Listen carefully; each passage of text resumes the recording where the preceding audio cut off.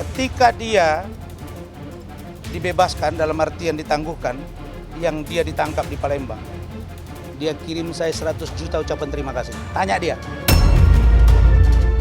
Dr. Richard sendiri kan hari ini belum bisa hadir, tetapi beliau orang yang taat hukum dan tentu akan mengikuti proses hukum yang telah ditentukan oleh hukum Indonesia seperti itu.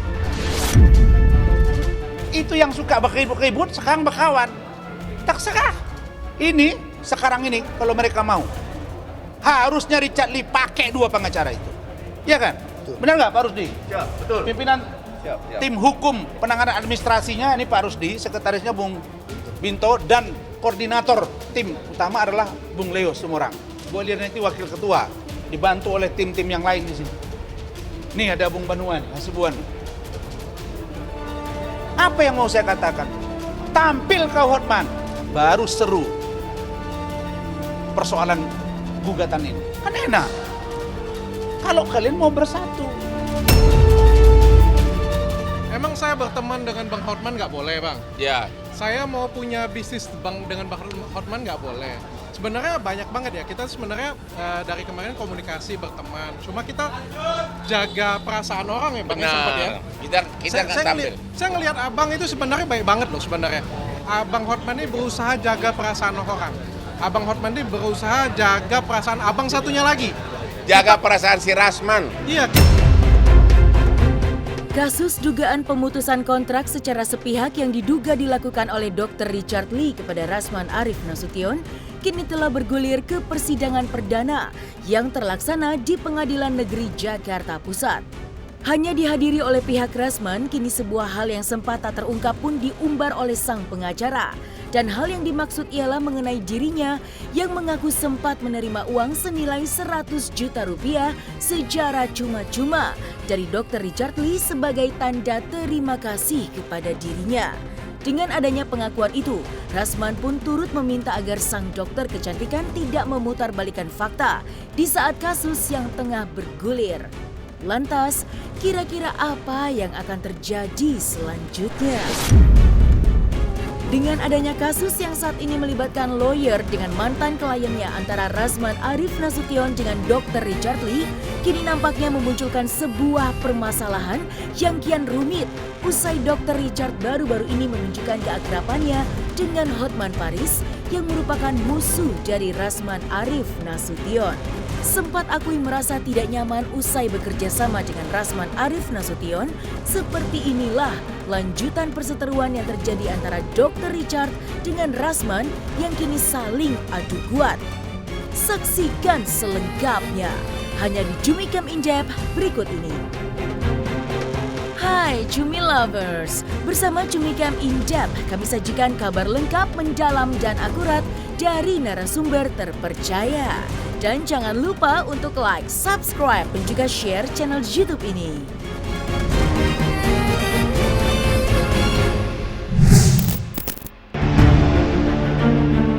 Sidang perdana gugatan atas adanya pemutusan kontrak secara sepihak yang diajukan oleh Rasman Arif Nasution untuk Dr. Richard Lee kini berlanjut ke tahap persidangan yang berjalan di Pengadilan Negeri Jakarta Pusat. Walau persidangan yang digelar tidak masuk ke dalam pokok perkara, kini persoalan Dr. Richard Lee dengan Rasman Arif Nasution nampaknya terus memanjang setelah sang dokter tidak menghadiri sidang yang beragendakan penunjukan hakim hingga penentuan jadwal mediasi. Hadir ditemani oleh penasihat hukumnya, Rasman pun turut mengumbar sebuah kisah yang mana dirinya mengaku sempat menerima uang senilai 100 juta rupiah usai membebaskan Dr. Richard Lee dalam kasus illegal access. Dan seperti inilah permintaan Rasman Arif Nasution kepada Dr. Richard Lee usai mengumbar hadiah atas kerja kerasnya membebaskan sang klien dari jeratan hukum. Ketika dia dibebaskan, dalam artian ditangguhkan, yang dia ditangkap di Palembang, dia kirim saya 100 juta ucapan terima kasih. Tanya dia, di mana saya mungkin meras-meras dia? Benar nggak? 100 juta dia kirim saya malam itu dan ngajak saya nginap di hotel. Penghargaan, dia kirim saya 100 juta. Setelah itu, tidak berapa hari dia kirim lagi saya sepatu LV. Tanya sana. Ya, Jadi jangan kau bilang aku meras-meras. Kau merasakan terima kasih ke saya, kau kirim saya 100 juta. Dia kirim sama saya. Kita buka nanti rekening banknya. Jangan memutar-mutar balik gitu. Kalau pokok perkara urusan mereka ini. Tapi itu. Kalian ngerti nggak maksud saya? Mungkinkah saya memeras? Tidak pernah saya minta-minta. Kurang apa saya sama dia? Jadi Bu Ida ini benar yang dia sampaikan. Itu aja. Baru yang terakhir, apa itu? Saya tanya tadi pengacaranya, saya ingin tahu siapa itu pengacaranya. Kok nggak ada Hotman Paris ya sama Farhad? Udah undanglah mereka. Biar rame gitu loh. Itu kayaknya, ya sudahlah. Nanti takut saya di persidangan nanti gagap mereka. Saya bukan mengecilkan. Pingin saya sosok Hotman itu biar bertarung. Enak nih, benar nggak? Ada Bung Leo di sini. Ada Bung Donald, ada Bu Eli Reneti, ada Bung ini Binto Mawi, ada Pak Rusdi, ada Bung Banua. Biar nampak sama Indonesia. Nah, ayo, jangan kolaborasi di media saja. Datang kok ke persidangan. Saya pengen ngomong sama dia, kan saya prinsipal nih dari tim hukum. Biar debat saya head to head sama kau. Kan kelihatan nanti kualitasnya. Lulusan Australia dengan lulusan Malaysia, bos. Kita uji dulu. Yusril itu lulusan Malaysia. M. Nasir itu lulusan Malaysia. Ya. Ulama pun ada dari situ juga. Biar dia tahu. Ya, dia dari Australia, oke. Tarung kita. Ya, jelas ya. Kemarin anak saya ikut ujian meja hijau lagi, cum laude lagi, satu lagi, dokter. Ya. Jangan cerita-cerita gitu. Boleh boleh dia begini, tapi terserah dia. Saya hanya mau katakan urusan Richard Lee. Kemarin Richard sudah datang ke tempat dia kan? Benar nggak? Richard datang itu ke Kopi Joni, ngobrol di situ. Apalagi yang mau kita bantah lagi? Berarti nggak punya nyali Hotman Paris. Ya, saya tinggal datang ke sana. Saya tinggal datang. Saya akan datang. Ingat ngomong saya ini. Saya akan datang ke Kopi Joni ketemu dia. Ini ada kontrak. Kan begini. Jadi Richard ini, bukan kita nggak ngerti. Dia izin ya? Iya Pak ya? Pak Dewa ya? Richard Lee itu, dia datang sampai mengejar saya ke Pekanbaru, padahal saya mau ke Palembang. Minta tolong urusan dia yang sudah naik sidik terkait dengan laporan Kartika Putri. Belum. Naik sidik. Udah? Handphonenya disita. Kelabakan. Udah? Ya itu judulnya ya. Setelah itu baru kita bicara. Ini gimana? Udahlah bang, kalau gitu kita tekan kontrak aja bang. Karena dia bicara, katanya sudah bicara dengan Dr. Oki. Saya nggak bohong-bohong nih. Oki kontrak, dia minta kontrak. Bukan saya. Oke, sepakat harga, oke teken.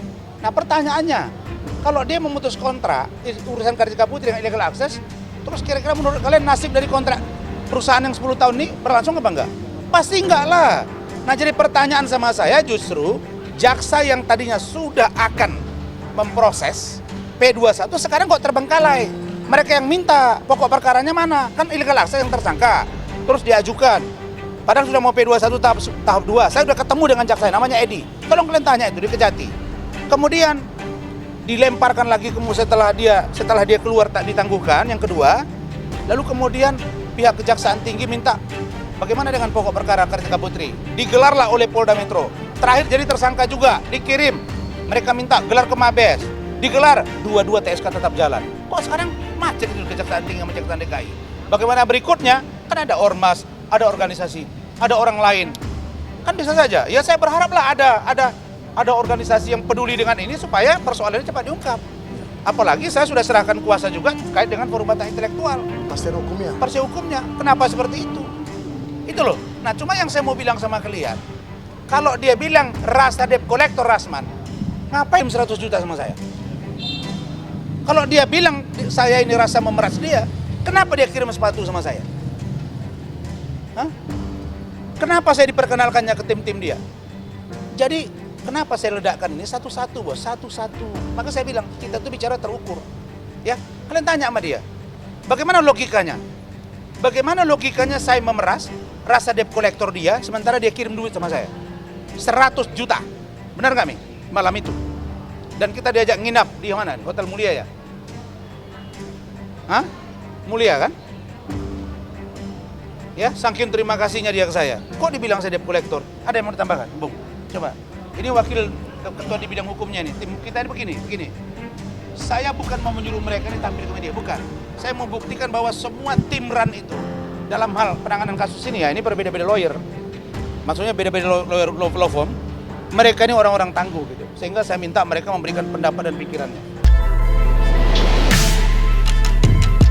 Ketidakhadiran Dr. Richard Lee dalam jalannya persidangan buntut kasusnya dengan Rasman Arif Nasution kini membuat pihak sebelah pun bertanya-tanya mengenai keberadaan dirinya yang tidak menghadiri persidangan kasus pemutusan kontrak secara sepihak yang diduga dilakukan oleh Dr. Richard kepada Rasman. Mewakili kliennya, penasehat hukum dari Dr. Richard Lee pun ungkap alasan sang klien yang tidak bisa hadir ke dalam ruang persidangan. Lantas, hal apakah yang membuat Dr. Richard Lee berhalangan hadir dalam persidangan? Dr. Richard sendiri kan hari ini belum bisa hadir, tetapi beliau orang yang taat hukum dan tentu akan mengikuti proses hukum yang telah ditentukan oleh hukum Indonesia seperti itu. Ada kegiatan yang tidak bisa ditinggalkan. Kami dari tim kuasa hukum Dr. Richard hari ini hadir untuk menghadiri acara sidang pertama. Dalam hal ini proses sidang pertama ini kami terdiri dari ada 6 orang lawyer. Saya salah satunya, ada Pak Devi, ada saya Samsul Bari Rajam, ada Muhammad Kamil, ada Anur Umar, ada Agung, dan ada Dwi. Nah, hari ini seperti biasa sidang itu hakim memeriksa kelengkapan berkas para pihak, di mana yang pertama kali diperiksa adalah surat kuasa, baik surat kuasa penggugat maupun surat kuasa tergugat. Nah, dari pemeriksaan hakim, surat kuasa kami sudah didaftarkan dan hakim menilai tidak ada masalah. Tetapi surat kuasa penggugat belum didaftarkan dan hakim bertanya kepada kami apakah sidang ini akan dilanjutkan atau tidak, karena sampai saat ini penggugat belum mendaftarkan surat kuasa. Nah, dalam sidang itu kami sampaikan kepada majelis hakim untuk memberi kesempatan kepada penggugat untuk mendaftarkan kuasanya terlebih dahulu. Nah, hakim kemudian memutuskan sidang berjalan terlebih dahulu sambil penggugat menyiapkan dan mendaftarkan surat kuasa. Nah, proses lebih lanjut adalah hakim menunjuk mediator. Dalam hal ini baik kami tergugat maupun penggugat telah menunjuk meminta majelis hakim untuk menunjuk mediator dari Pengadilan Negeri Jakarta Pusat. Dalam hal ini Pak Duta Baskara. Nah, hari ini kami menunggu informasi dari panitera pengganti untuk menentukan pertemuan awal dengan mediator seperti itu. Nah, apakah dalam proses mediasi ini akan berjalan maksimal atau tidak, ini akan terlihat dalam waktu yang telah diberikan majelis hakim, yaitu 30 hari. Dan ini aturan undang-undang. Ya. Baru mau mediasi. Kita tidak tahu, kita mulai ya, ini kan baru mulai. Dengan mediatornya saja kita belum ketemu. Jadi hari ini baik Dr. Richard maupun kami kuasa hukum beliau sebagai pihak yang taat hukum beritikat baik, kami akan mengikuti proses yang dianjurkan oleh majelis hakim.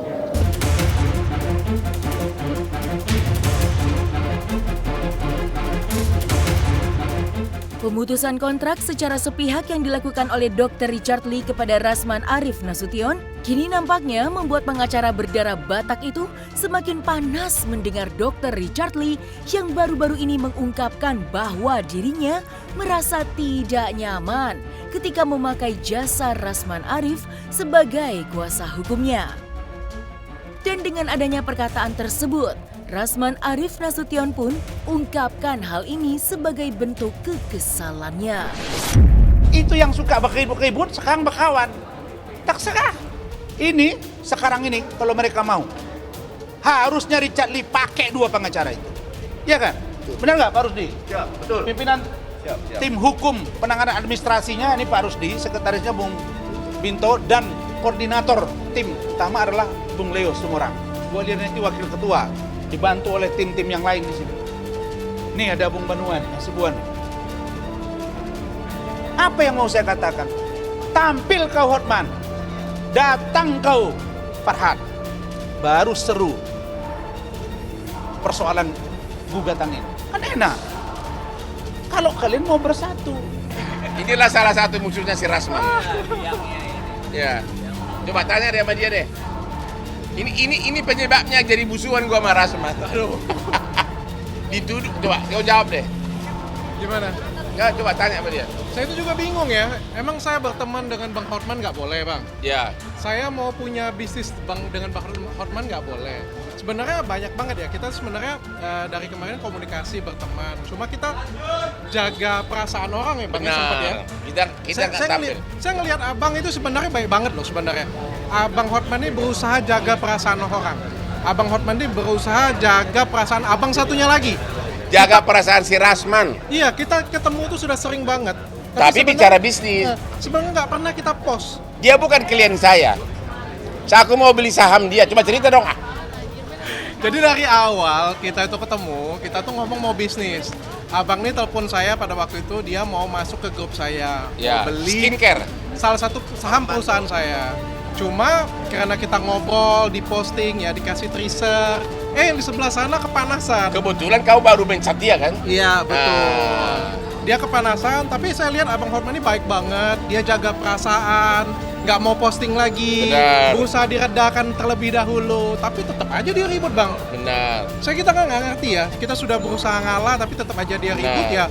Menurut saya berteman, masa saya nggak boleh berteman dengan Malah beliau? mulai bikin gerakan forum Batak intelektual. Jarang saya habis-habisan tapi nggak takut gua. Nah, kemarin kan sudah saya jelasin sebenarnya. Ya saya cabut puasanya itu karena sebenarnya saya nggak nyaman. Karena saya merasa sering banget dipojokkan. Mungkin saya sudah cerita lah di podcast saya sebelumnya. Terus yang terakhir adalah dia kompres dan dia memposting foto tanpa pengetahuan saya. Dan saya minta itu diturunkan tapi nggak diturunkan. Dan saya keberatan banget pada waktu itu. Dan saya ngerasa tersinggung banget sehingga saya cabut kuasanya. Maksud saya itu saya cabut kuasanya, dia tetap pengacara saya. Ya. Lalu saya coba kasih dia pekerjaan. Selagi saya kasih dia pekerjaan, dia nggak ngerjain pekerjaan dia. Terus dia menjelek-jelekkan saya. Masa saya gaji, saya kasih uang fee untuk jelek-jelekin saya, dan tapi pekerjaannya nggak dikerjain.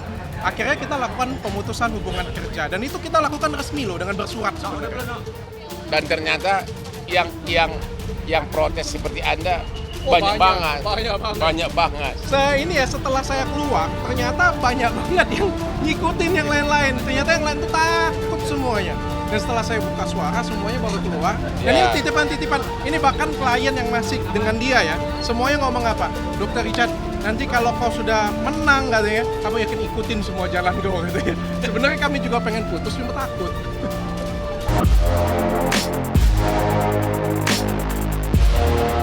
Nah, selesai sudah Cumi Lovers. Bersama Cumi Camp In-Depth, kabar lengkap, mendalam, dan akurat dari narasumber terpercaya. Dan jangan lupa untuk like, subscribe, dan juga share channel YouTube Cumi Cumi.